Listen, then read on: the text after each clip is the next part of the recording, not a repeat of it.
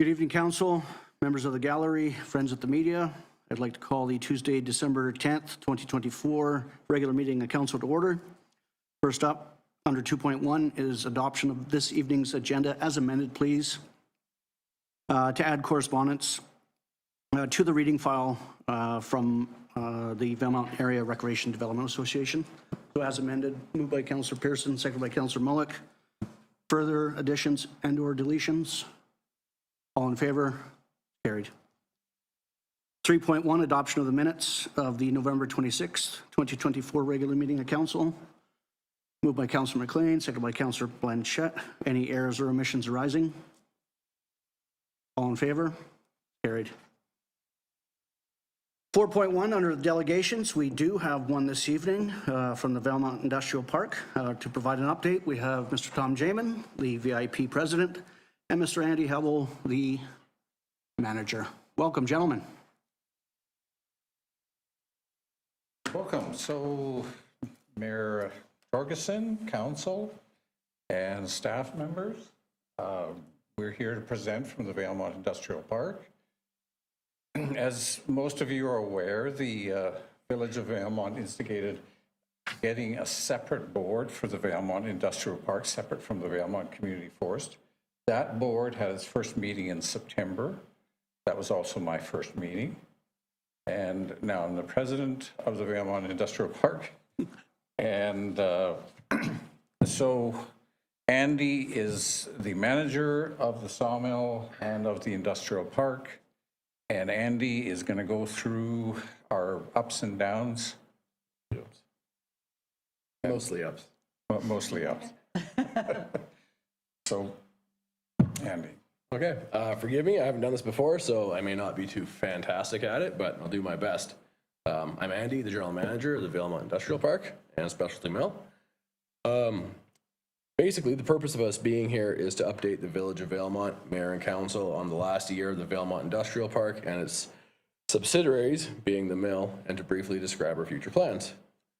Starting with the VSM, the Valemount Specialty Mill, we are pleased to say that we employ 8 full-time, 1 part-time employee, and 2 part-time contractors, a total of 11 jobs we're providing out there. Our prime objective is to create good jobs in the local area and support economic diversity for Valemount and its surrounding areas. We have been purchasing local logs and creating a higher value product from them, which helps strengthen the local economy. We are able to use a lower value and more difficult to sell logs, such as pulp, hemlock, and oversized fir, and spruce, to produce necessary products for the markets, while allowing our sister company, not sure if sister company is the right term, the VCF, to sell the higher value logs to other mills. We have grown our markets over the last year from being a mill, very few new, to being backlogged with orders from basic access mat stock to fine high value products for Jasper and even Japan. We have purchased new equipment, new to us equipment, a loader that allows us to unload logs and reload the trailers in our yard, which is a feather in our cap now. Excuse me. We have moved away from the porta potties that were at the site for years and have actual washrooms for the workers, complete with showers, furnaces, and laundry facilities if necessary. We have upgraded our recovery with a slightly used resaw that we bought, which allows us to get better recovery from the logs and target high value orders like clears and vertical grain lumber. This ties in directly with the upgrades we have and are still making to our green chain and trim saw line. When complete, we expect to see a major increase in daily production capabilities. We have started an ongoing maintenance program with a local Red Seal millwright, who is also sponsoring one of our workers to get their millwright ticket to start the long-term process of having our own workers certified and knowledgeable on the maintenance of the mill. We are in the process of having a top-of-the-line dust collection system purchased and installed to keep the workers safe and to reduce the airborne particulate in the Valemount area, already fragile airshed. We have built our own safety policies and procedures for the sawmill and its employees, and we are moving forward with becoming compliant with WorkSafe BC and BC Safety Authority and other overseeing government bodies. The VIP, the Valemount Industrial Park, currently has 10 long-term leases and has not had many changes in the last year, but plans are in motion to make it more efficient and operate better. We have recruited a local real estate firm to market the park and its industrial land. We're in the process of labeling roads in the park to match up with our emergency services map that will assist fire, ambulance, and police to navigate the way around the site in case of emergency. We are planning on bringing representatives from the emergency services to come look at our site and have maps in their vehicles. We installed a water pump that is fed by our large 330,000 gallon reservoir to allow the leasees to access non-potable water for their needs. We are in the works of developing a fire prevention plan and a water system. If there is a fire in the yard at any of the major problem sites, we will have suitable infrastructure to help first responders fight the fires. That is the update I have for you tonight. That's a great update. Thank you very much. Motion to receive. Moved by Councillor Blanchette, second by Councillor Mullock. Questions, comments to our delegation? Councillor Blanchette. Congratulations. Sorry. Can I make a comment in closing? Sure, certainly. We appreciate the shareholder of the village, so we're looking towards working together, the Village of Valemount, both council and staff, and the board and the staff of the VIP to make this a success. And that's what we're looking towards, is working together on this thing. Ditto. Councillor Blanchette. Yeah, partnerships move forward, right? That's right. So congratulations on being the chair. Oh, thank you. And that was a great report. Don't worry about it. It was fabulous. And you guys have done a lot. So kudos and thank you both. Thank you. Any other questions for the delegation? Thank you. Thank you very much. Thank you. Awesome update. Questions, comments on the delegation? All in favor? It's just great to see them come up and say, hey, here, and this is what we've done, and thank you. Yeah. Love it.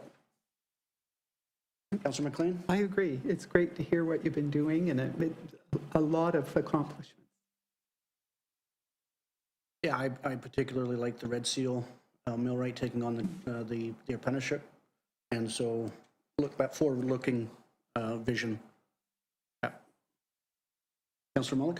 And yeah, I guess to echo what's already been said, but I think we're really looking forward to seeing this move forward and to see what we can accomplish by working together and making it a reality for us all. Because I think a lot of folks had a lot of, this shows a lot of promise. And I think this, from what we hear tonight, we're going in that right direction. So thank you very much. And congratulations, Tom, and taking over the helm there. That's great news. Other comments? All in favor of receipt? Carried. Thank you. Village of Valemount under 5.1, the interim housing needs report. Looking to approve the amended 2022. Feel free to vacate, Mr. Hovell. There's no reason for you to stay in Valemount tonight. Thank you. That we approve the amended 2022 housing needs report. Moved by Councillor Pearson, second by Councillor Blanchette. Discussion on the amended 2022. Councillor McLean. I appreciated that part of it, and yeah, it's great to be ahead of the game forecasting, but I wanted to point out an error. It's a glaring error that existed in the original housing. And that is on page 30, where it asserts under seniors housing, independent and with supports, that the Valemount Senior Citizens Housing Society is working on a new supportive living facility for seniors and has received approval for funding for the residential portion of the project. That was never true. As the chair of this housing society, and I'm sure the vice will back me up, that was not what we had applied for. I think I'll turn that to administration for advice on potential amendments, further amendments. Thank you. Thank you. the requirements for the amendments didn't include full updates. And because this is built in a software that we don't own, it requires contracting the service in order to get that amended. And so we have chosen to leave the entire report, the previously approved report in its entirety, outside of the required amendments. Well, just to point out then, Noted, and I'm sure we will have, as this is the interim and is due in 20 days, we'll see further amendments, I'm sure, by the end of 25. Councillor Mullick? And I just want to say I concur with the comments that were made by Councillor McLean, and the fact is that it's on record that those were wrong, and that's good enough for me. Fair comment. Further comments on the amended 2022 housing report, housing needs report? All in favor? Carried. Thank you. 5.2, looking to apply to the Northern Development Initiative Trust for a 2024 intern. What say you guys? Councillor Blanchette moves, seconded by Councillor Pearson. Discussion. Councillor Blanchette? This is a great program, and we've utilized it often and had wonderful outcomes from it. So this is a really good thing to be part of. Wholeheartedly agree. We've seen both in the past, and I'm sure we will see in the near future. Some of our interns have gone on to some pretty fabulous careers. Further comments? All in favor? It's carried. 5.3, clearing our task force, recommendation to council. There is a recommendation here that staff receive photo and video submissions of dust storms off of the Kinbasket Reservoir for a period of 6 months, January to June 2025, to form part of a proposal to BC Hydro regarding the monitoring and reporting of PM10. Moved by Councillor McLean, seconded by Councillor Blanchette. Discussion. Councillor Pearson? I think it's a great idea. I'm interested to see how overwhelmed the inbox will be, because there should be lots of video evidence coming in that 6-month period. So it's a great opportunity. Councillor Blanchette? Yeah, thank you, Councillor Pearson. Councillor Blanchette? Yeah, and as long as we can get an email address that will not interfere with staff on their day-to-day stuff, then we can have somebody check it. But I just wanted to thank our Deputy Corporate Officer, because she did a wonderful presentation on this. She's been keeping the committee together, moving forward, and I just wanted to say thank you very much. You are a corporate officer. Our Corporate Officer, sorry, apologies. Yeah. So thank you very much. Back to you, Councillor Pearson. Yeah, quick follow-up actually to Councillor Blanchette's point. The receipt of these submissions could be problematic in that our email system, as it works, does not receive emails from any free email accounts such as Gmail, Hotmail, etc. Interesting. So this continues to be a problem that's been identified. So it will be problematic to receive email submissions. See one more potential technological limitation, and that is inbox space and the maximum megabytes able to be received in one submission or email. And, you know, a 4K video is not 25 megabytes. Councillor Blanchette? We do have a company that looks after this, like our tech stuff, correct? That we can sort of pick their brain and say, hey, you know, we'll need the files to be, what is it when they're reduced? Rest? Compressed, thank you. And they'll be able to set that kind of stuff up, would they not? Not from the village end. That compression happens on the sender end. Okay. There are some alternatives in the report, if council wants to consider some of the alternatives to the the committee recommendation that was made. There, I'll turn to Councillor Blanchette or Councillor McLean they are our Clean Air Task Force representatives. Do you want to entertain any of the alternatives? Yeah, actually, option 2, but I can't see where that was provided. Is it in the, I have the Hemera report here. I have to say that, could we not have our tech people do a Gmail or something toward this? Like, it didn't overwhelm mine, and I was inundated with giant amounts of footage of this. And this is, of course, not really government business, other than people will be, could we not use another carrier for this, or we're restricted to using Outlook, period? I would be hesitant to do that. Okay. Can I ask why?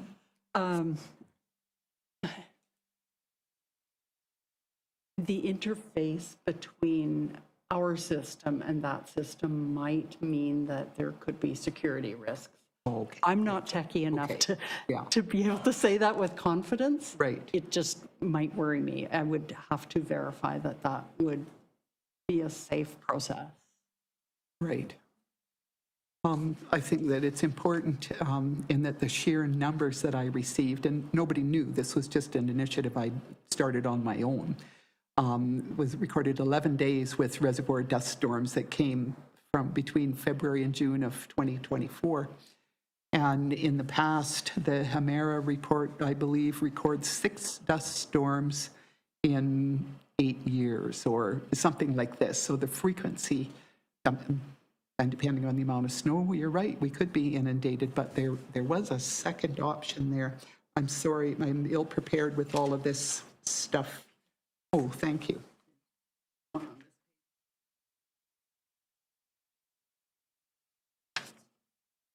I'll maybe fill in some speaking notes as you're looking at the alternatives. Last year, 2024 and 2023 were certainly anomaly years. Low snow loads here in the valley, certainly up top as well. We saw that through the tourism sector. But the drawdown was particularly long this year, so went as far as the marina versus in previous years, such as the Hemera report, went as far as about 16K or even 14K in the year before that. So high water winter years, high snow load, very little dust during that period versus the last couple of years have been pretty horrendous. Yeah, they sure have. But actually, in reading through this earlier and preparing for this meeting, I kind of liked option 3, that the village proceed with the 2 recommendations made on page 8 in the 2021 Air Quality Data Review Report provided by the Hemera EnviroChem, Inc. Those recommendations are: air quality samples can be collected during future dust events and analyzed for silica content.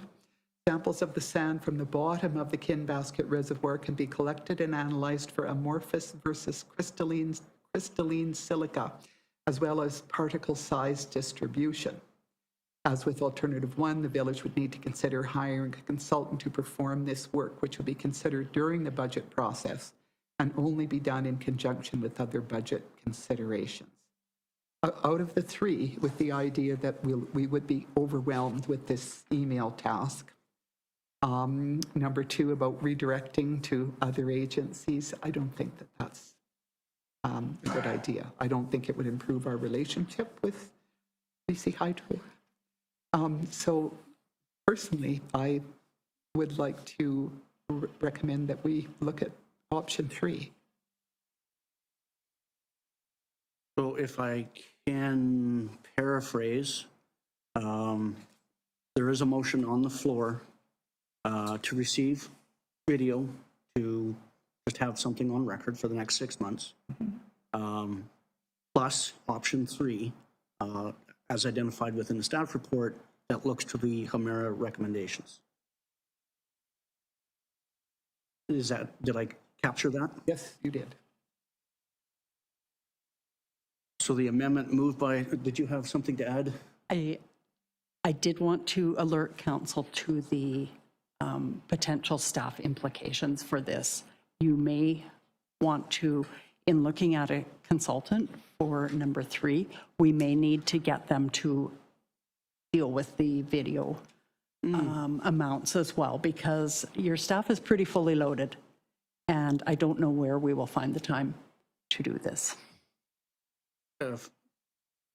Thank you for that. With the amendment moved by Councillor McLean, is there a seconder? Councillor Blanchette, thank you. On the discussion on the amendment, Councillor Blanchette. We need to also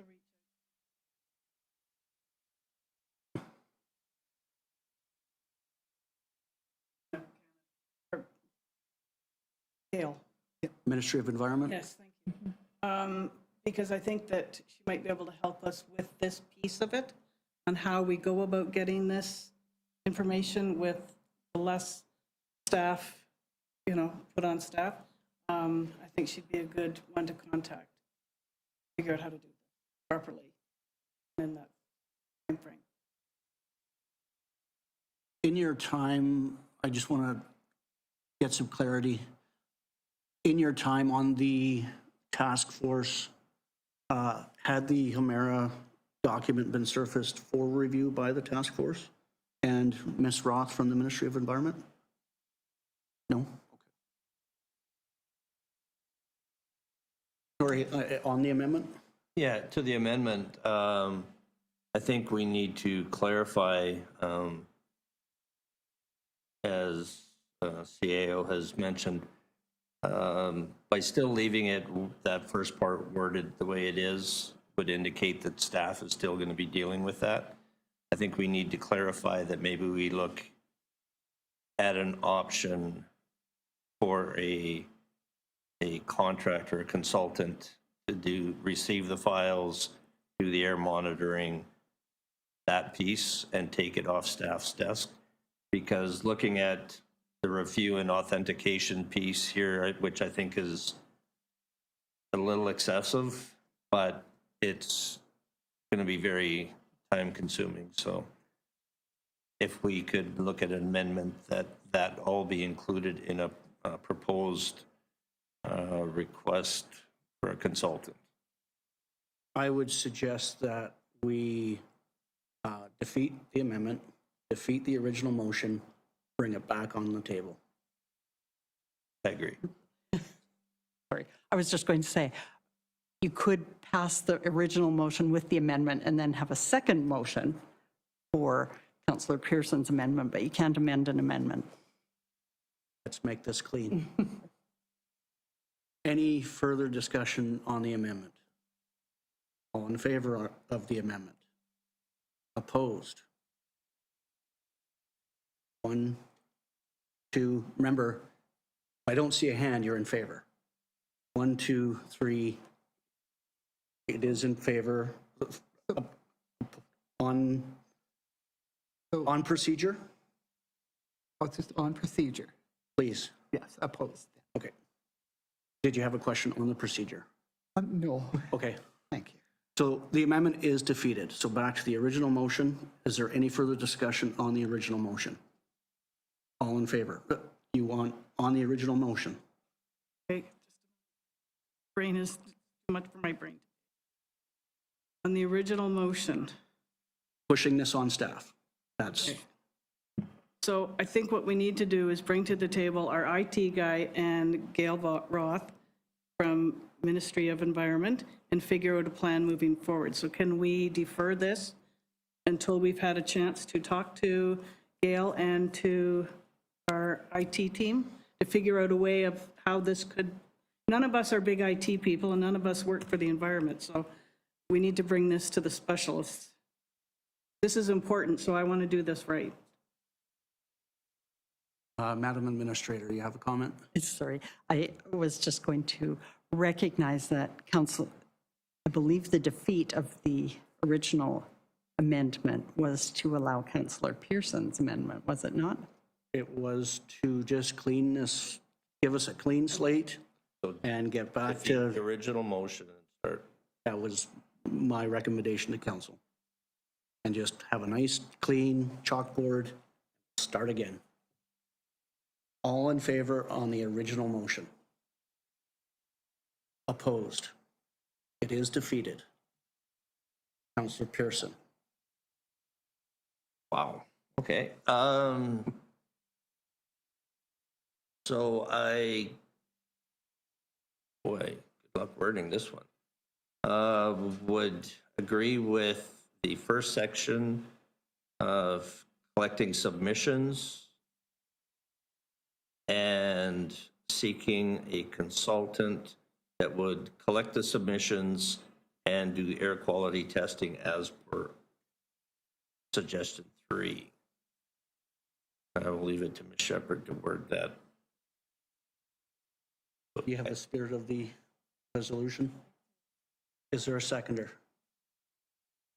Councillor McLean, thank you. You have a comment, Madam Administrator. I'm trying to steer process here while recognizing some of the elected officials' wishes. I know that Councillor McLean had wished to look at alternative 3. So perhaps she could amend the motion that Councillor Pearson has made, which has not yet been amended, I included that, though. He included that. with 3. Oh, my apologies, my apologies. On the motion, nice, brand-new, clean slate brought to the table by Councillor Pearson, seconded by Councillor Blanchette, that village staff receive and engage with potential contractors to continue this work, including option 3 of the Hamera recommendations. Did I hear that right? The intent of my motion would be that a consultant is engaged initially, and they would receive the submissions to take that off of staff. Okay. And then they would be responsible for the air quality testing as per item 3. Okay. Discussion on that. Councillor McLean. Do we need to amend it to ask staff to look for funding? Where will we pay for said consultant from? We get a response from staff based on budget / grant funding, and then I'll come over to you. I would suggest that this is sufficient direction for staff to go get an estimate on what it might cost from consultants, and then that number can be brought to budget, and council can do a final approval at budget. Councillor Blanchette? I reiterate that I think we need to bring in the Ministry of Environment on this, because she may also have a student or somebody that is in that field already that knows exactly what to do, has the equipment. Like, let's invite the people that we're going to be working with to the table to figure out how to do this. So this recommendation came from the Clean Air Task Force, yes? Yes. Ms. Roth was present during that creation of the recommendation? Yeah. Okay. But I just think a lot of things happen over the time, and we haven't had a meeting since November. We're going to want to now bring in a consultant on this. I think it would make sense to bring in. There is examples out there, like the Seke Dene First Nation that has been monitoring dust in and around the Williston Reservoir during low water periods. They've engaged with their own environmental company. Similarly, First Nation has their own environmental assessment company called Eshtec Environmental.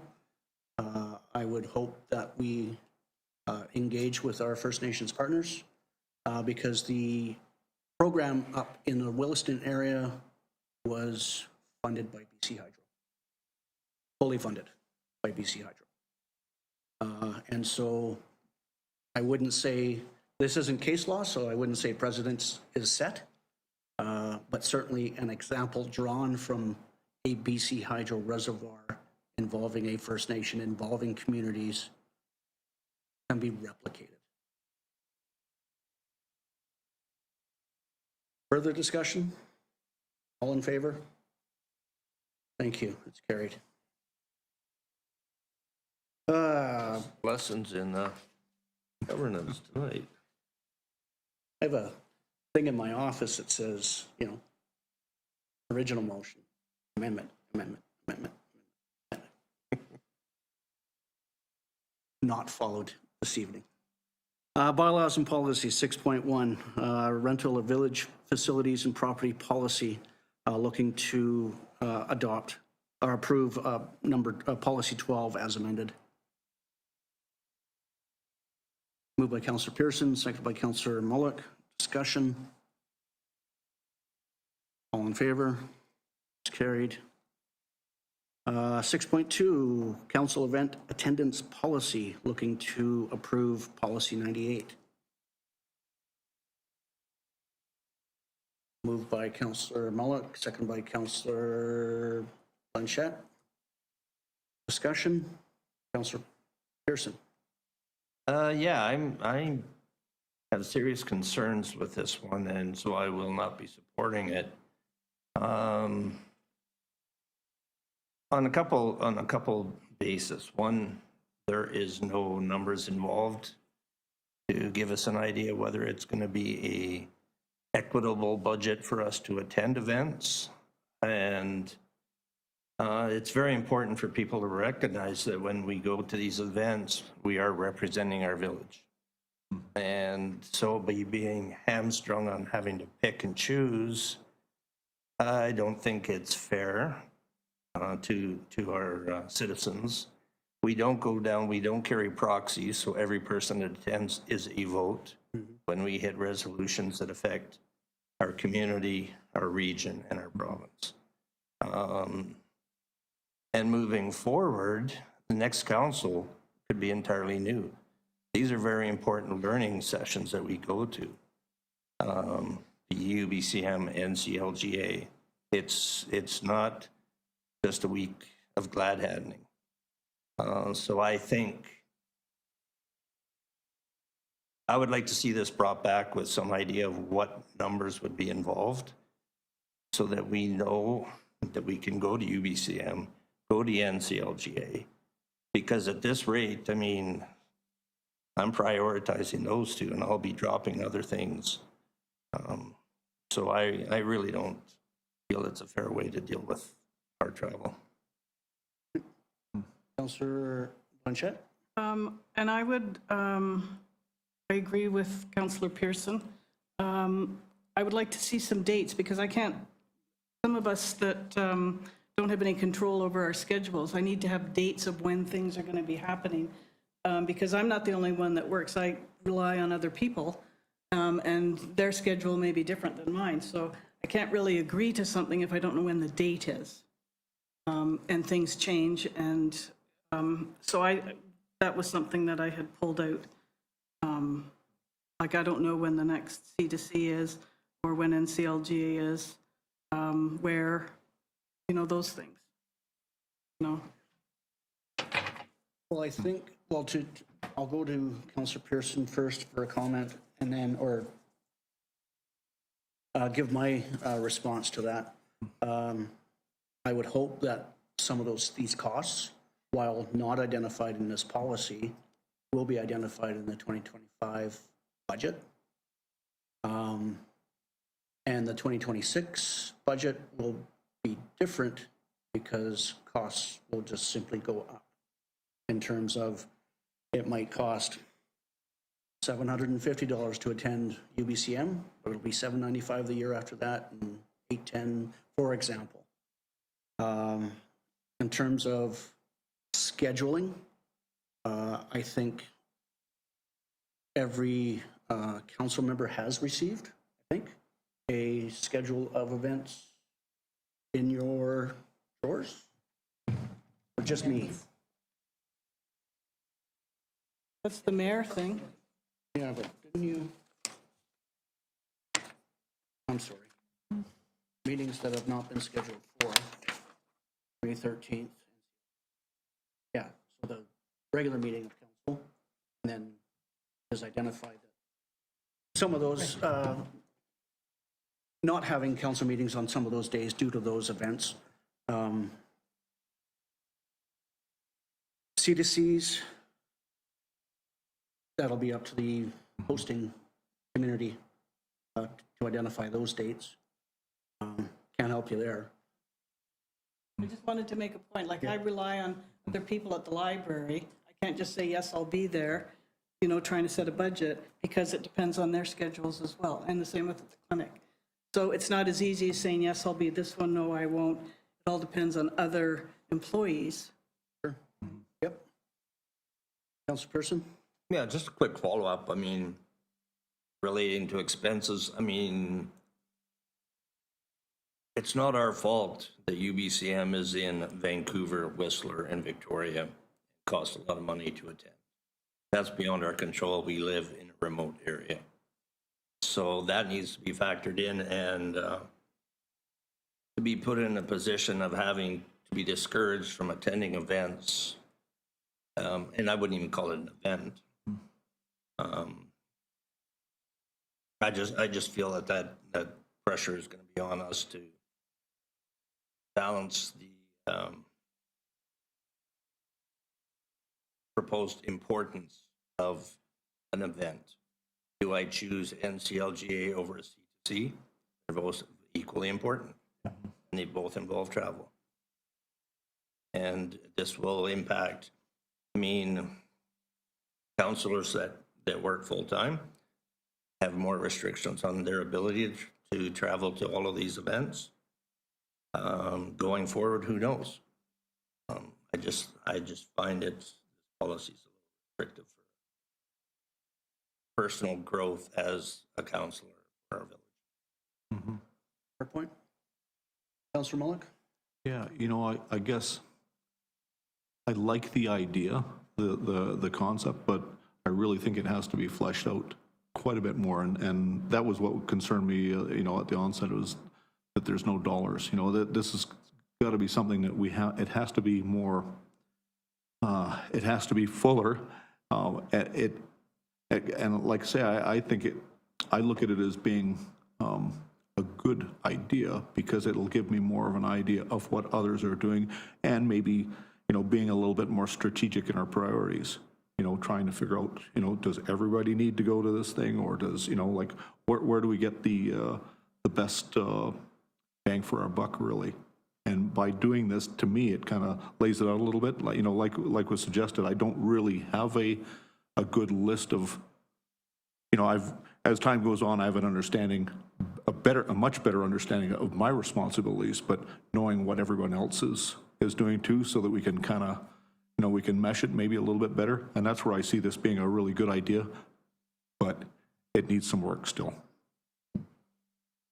I would recommend to council that we postpone this decision pending further information from staff. There's no motion required on that. Thank you. As soon as you say postpone, there's postpone.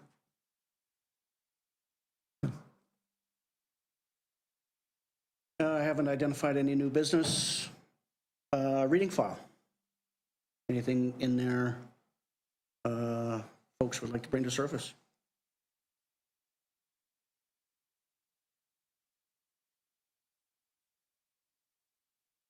Community Futures has been quite busy. Really appreciate all of their updates to date. Yeah. Does anybody want to contravene the BC Utilities Commission intervention? No?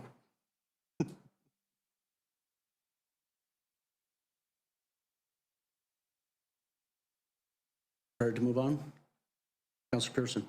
Yeah, I would make a comment on Ms. Narayan's summary on the Rural Voices in-person gatherings. It was a week-long event. There was online during the week, as well as the two in-person gatherings organized between Valemount, Dunster, and McBride. So, you know, I appreciate the work. Some of this also comes from our discussions at the community collaborative table and what we can do to assist with access to healthcare in rural settings. So I appreciate the work. Enjoyed the summary. Yeah, ditto. Councillor Mullick?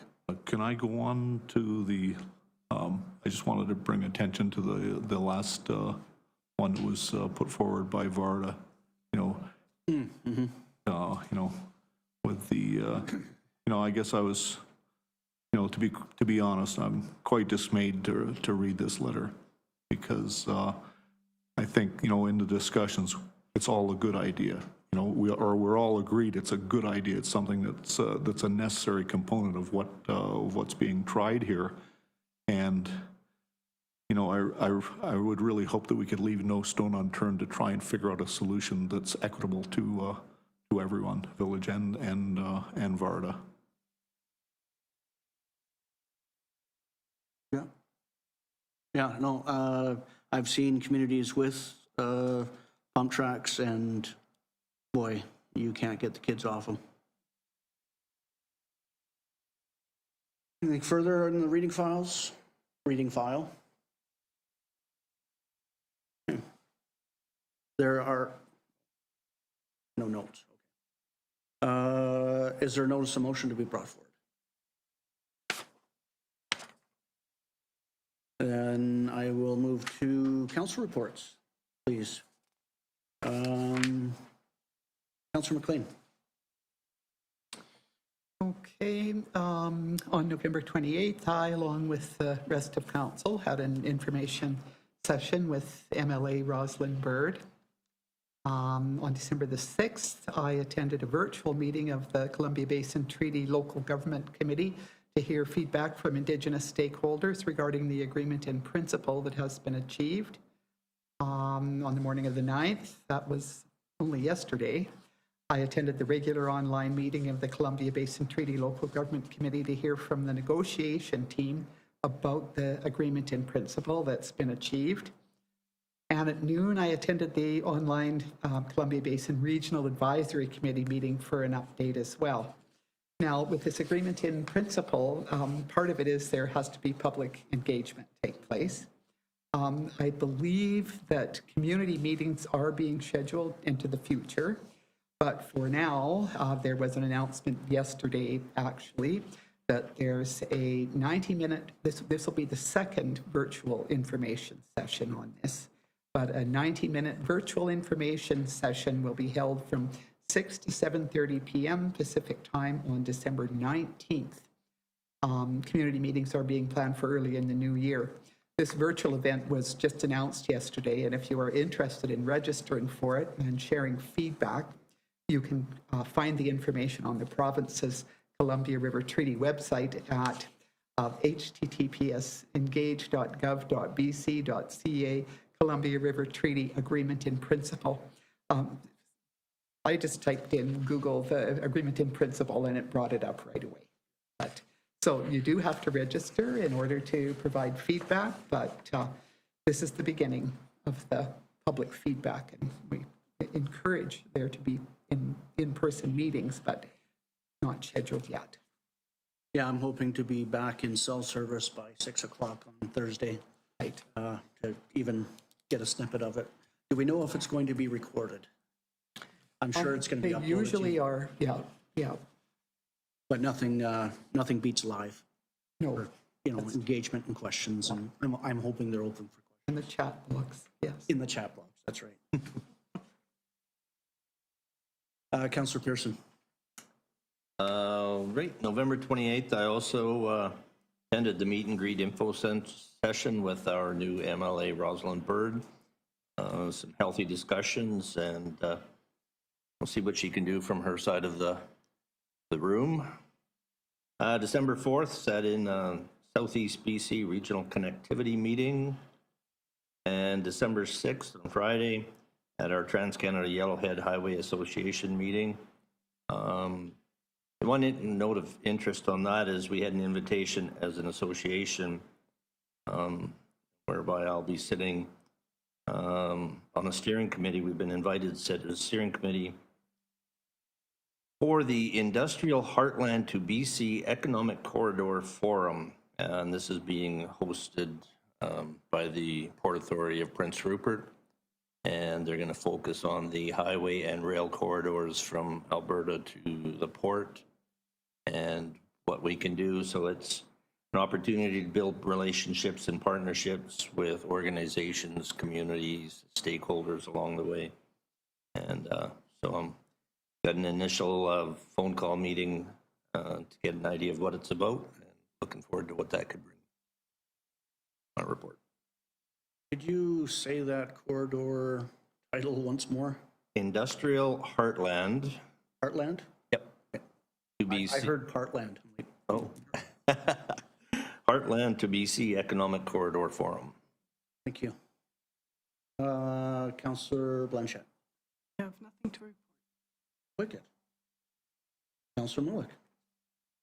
On November 27th, I sat in at the Strategies North, the business community meeting, and with a couple of village staff, and I wish there would have been more participation from the business community, but there was good conversation, some good insights provided, and you know, that's the first step, and let's see where this takes us, see what kind of direction we can get, how to move forward in a positive way for everyone here.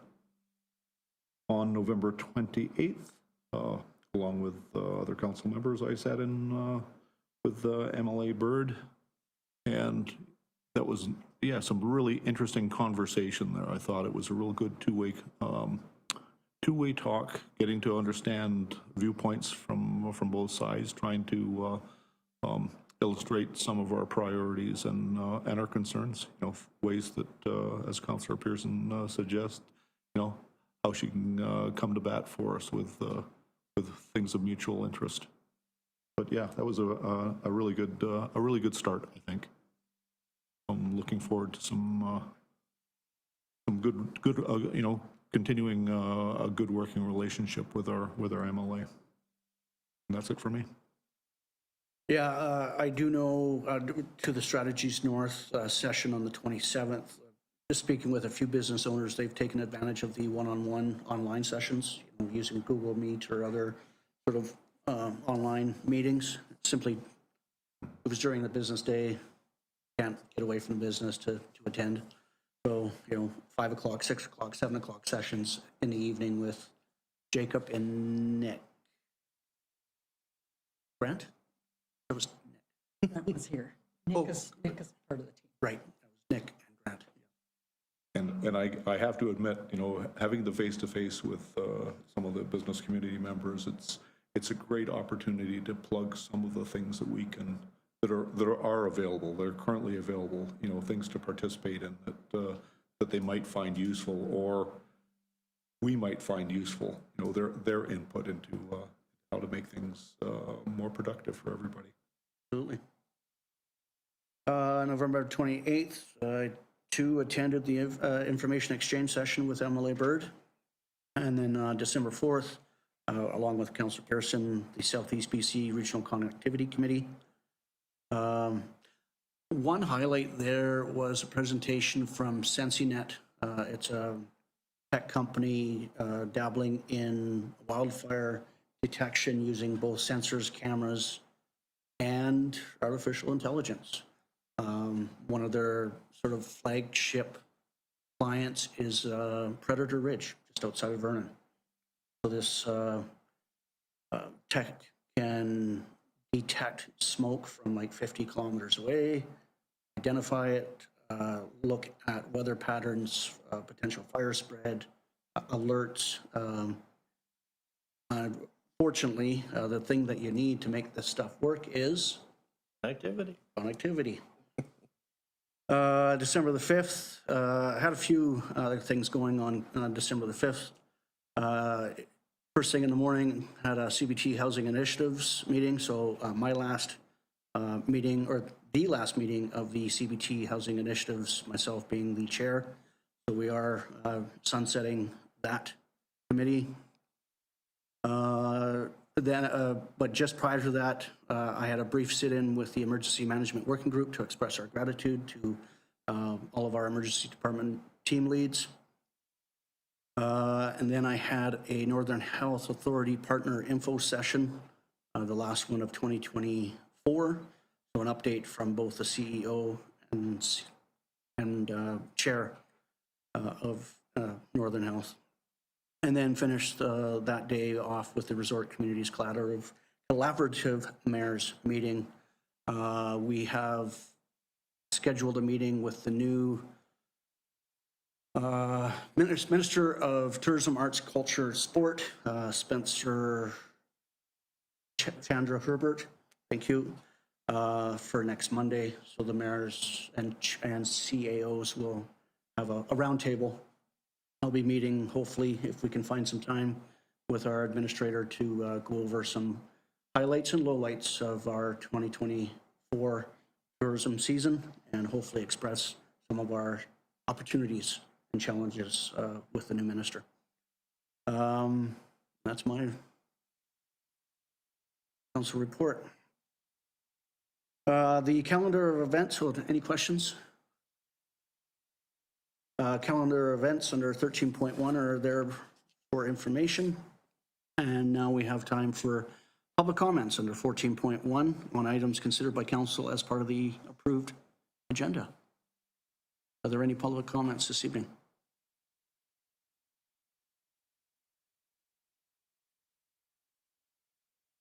Eurosadic, 1301 9th. Just your area of residence. We don't need your address on YouTube. Before in the past it was, but that is quite a few years ago, I guess. Just a little comment on the Valemount Industrial Park.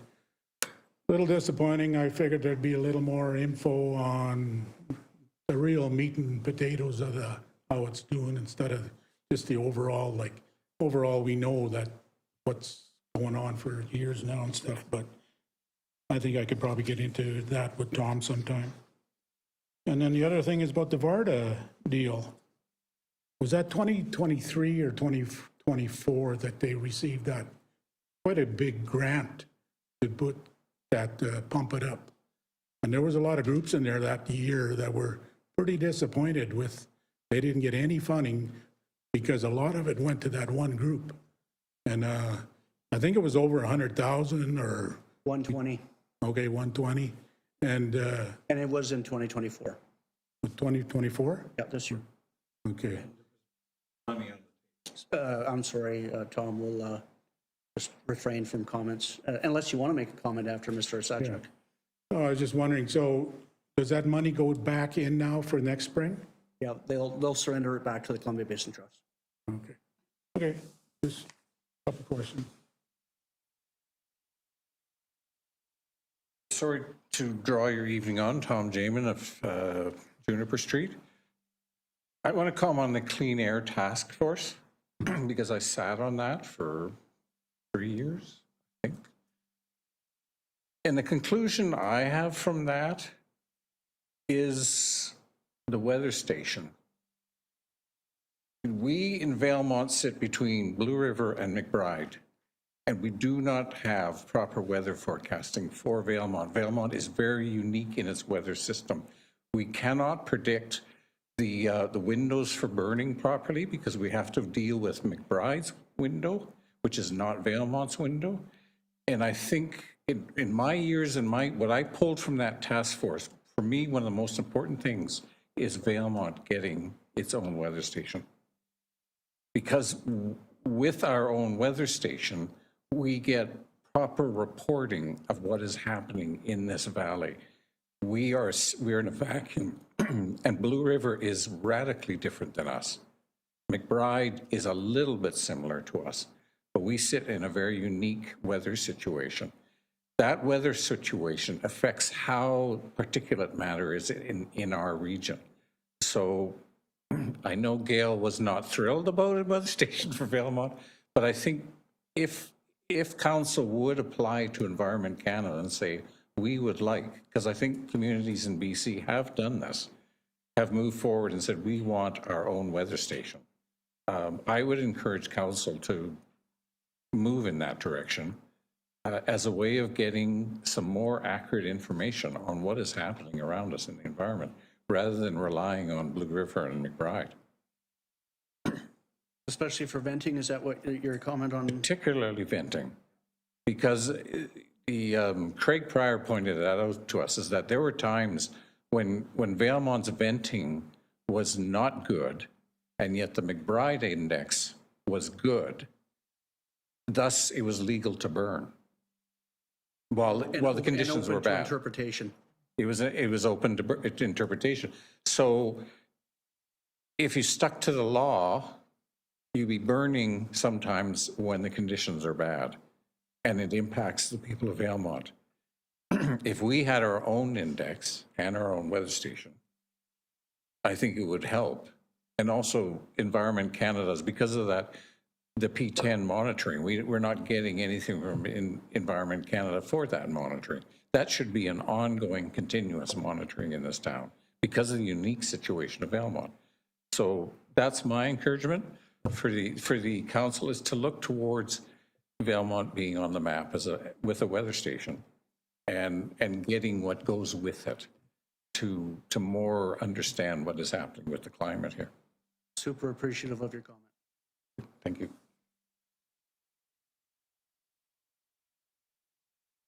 Any further public comments this evening?